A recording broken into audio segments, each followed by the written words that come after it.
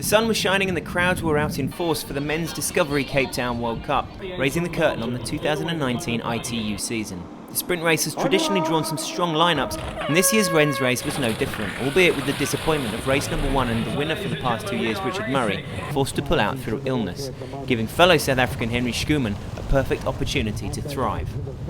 The chilly water is always a feature here, but that didn't put off Schoeman and Richard Varga as they powered their way to the front of the 750-metre swim in the V&A Harbour waterfront. The winds had picked up once again by the time the athletes had come out of the water and made their way up the steps to T1. And it was Schoeman who was perfectly placed, along with Varga and Igor Polyansky, albeit with only 6 seconds separating them from the swarm behind, spearheaded by Silva and the USA's Seth Ryder.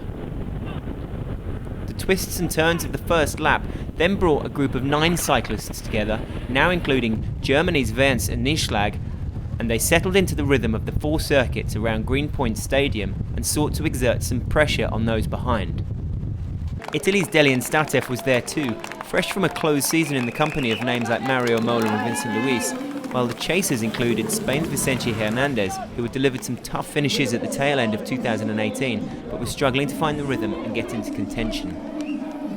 Britain's Alex Yee may have been further back in the bigger third pack at this stage, but even with 26 seconds to make up on the leaders, this rising talent knew how to make light work of a sub-14-minute 5k and was in with a shout.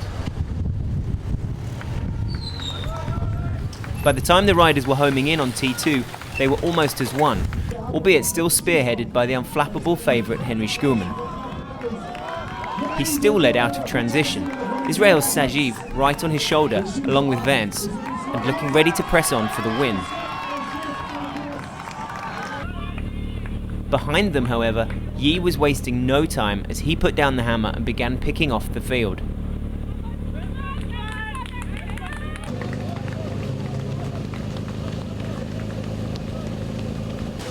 As he reached the front, there was clearly plenty left in the legs too, and rather than waiting on Schoeman's shoulder and regrouping for a final push, Yee merely pressed further straight away and had incredibly opened up a 6-second gap at the bell.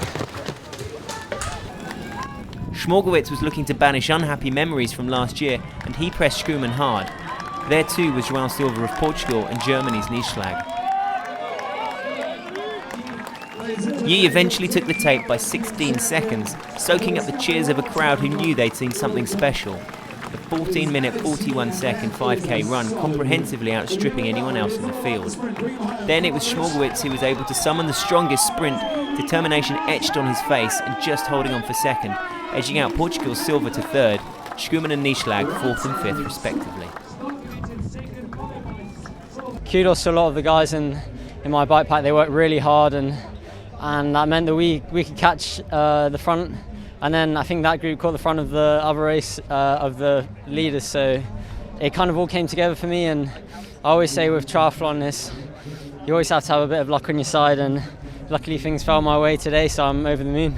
I had a decent swim. I think it was okay for me in the middle of the pack, but a little towards the back and had to bridge up during the bike.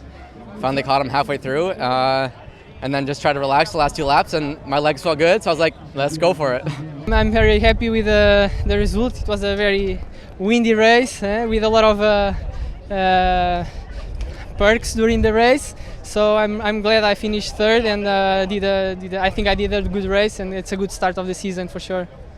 The champagne, please welcome the ITU Executive Board member